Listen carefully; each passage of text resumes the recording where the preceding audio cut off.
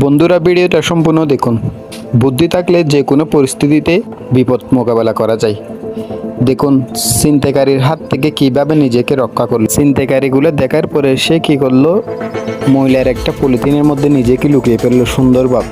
কিছুক্ষণ পরে দেখবেন ওই ছিনতাইকারীগুলো আবার ব্যাক আসছে তাকে খোঁজার জন্য। দেখেন ছিনতাইকারীগুলো আবার আসতেছে মেয়েটাকে খোঁজার জন্য।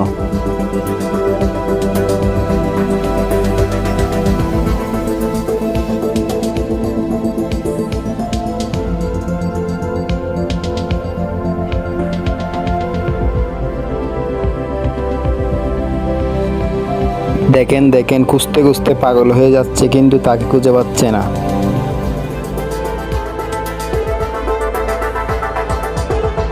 শেষ পর্যন্ত তাকে খুঁজে না পেয়ে ব্যর্থ হয়ে তারা চলে যাচ্ছিল।